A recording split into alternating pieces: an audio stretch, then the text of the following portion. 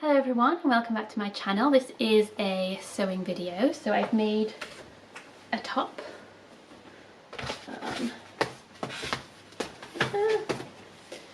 So I bought this fabric from Minerva Craft and I had seen it on there quite a few times and just loved the colour combination, like the bright kind of hot pink and then the blue, and then it has like a lot of florals and then text, and it's just a bit mad and crazy, and I really liked it. And they only had, I think, less than a metre. Like, I didn't have enough to do all part of the t-shirt, but the design, I couldn't figure out the design, and it has all this like odd text on it that says like for rent, and then I think there's bits of people an address, and I'm not sure it's in English, well, bits of it in English, but I'm not sure it looks like it's an English address. And then it also has all of the florals and stuff, so it's a bit mad, so I don't really understand the design. But anyway, I've made it into this top.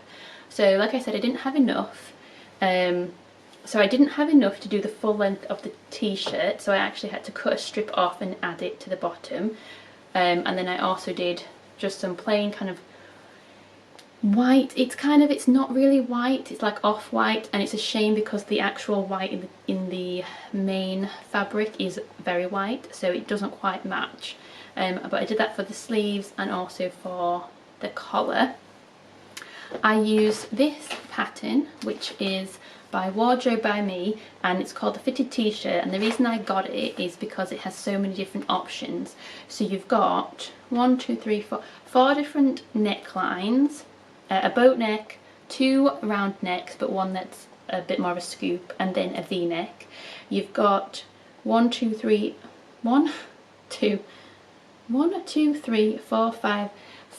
different sleeves, and then sleeveless, and then you've got 2 different hemlines. So it does say that there's 90, I cannot speak. It does say that there's 90 different options that you can have to work with, given all the different combinations that you can have. In reality, I'm not ever going to use a boat neck, so it's not, it's not going to be as many for me. But I just liked the idea of having a pattern that has so many options. The pattern itself was about 20 quid, I think, and so when you're spending that much money on a pattern, it's kind of nice to be able to get more out of it.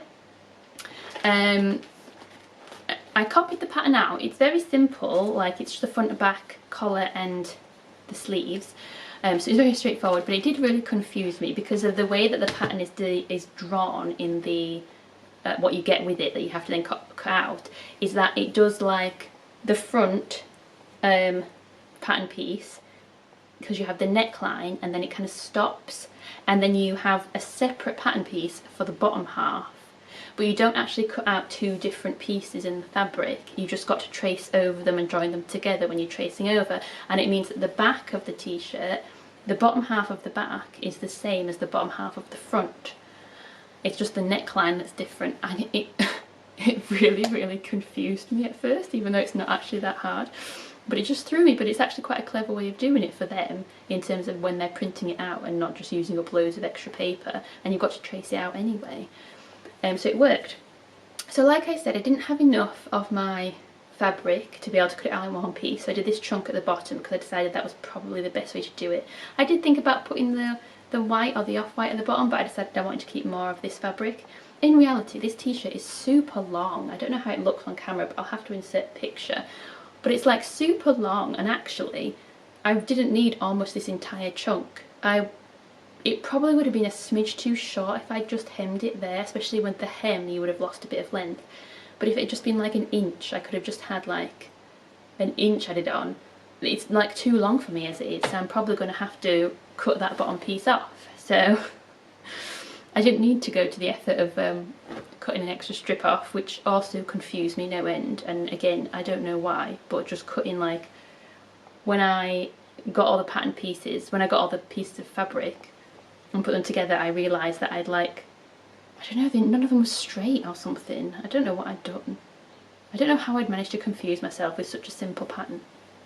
But anyway, I like the t-shirt. This fabric is quite lightweight, so it's quite clingy, which is okay, and it's also got a lot of white in it, so it does make it potential to be a little bit sheer, but actually I think it has worked out fine because there's enough of the print that it's not really a problem. Like I said, the pattern is just too long, so next time I use it I'm going to have to take that into account. But I do like the pattern, and I do think it would be nice to do the different necklines. This was a scoop neck, round neck one, but also do like the V-neck, and different sleeve length options would be nice. We are moving into spring, so this was like why I went for a short sleeve t-shirt. So I could do maybe like the cap sleeve option, and also the rounder hem option would be nice. I quite like that, and that might be where it makes a bit more sense to have it a bit longer though, because if it's going to come up at the side, but it depends how much it comes up, so I don't know. I've got like a million sewing projects. I had like quite a good momentum with it, and now I've just kind of stopped, but I've got back into reading and it's like I can only do one thing one thing at a time. So we'll have to see what I get on to next. But yeah, that's just my most recent make. The other thing that I did is that I showed this top, this like plain pink, kind of slightly cropped, but it has like a split hem, or an asymmetrical hem, and then it has like quite long sleeves, and this is one of the Tilly and the Button pans, and I did say that I found it a little bit dull, and there's a couple of things wrong with it. Like one, it's a little bit on the short side, contrasting with the other t-shirt. It's a little bit on the short side for me, and the sleeves are a bit too long, but it still works out fine, but I found it a bit boring in just the plain pink. So I did get some of these letters that I've then just ironed on. Let's say love on there. I didn't really know what to spell out, but I went with love. It was the first word that came into my head actually, so that's nice. I did think, well, can I think of anything cooler? And then I thought of the word cool, and then I thought that's probably not very cool to wear on your top, but I don't know, I'm not cool. I think I googled words to put on t-shirts, and nothing could, or remotely usable, came up. So I went back to my original thought of love, and I saw these and I liked the teal colour, and I also like that they're kind of a fuzzy design on the front, and I think that is quite fun. I like the kind of contrast between the pink and the sort of tealy blue colour.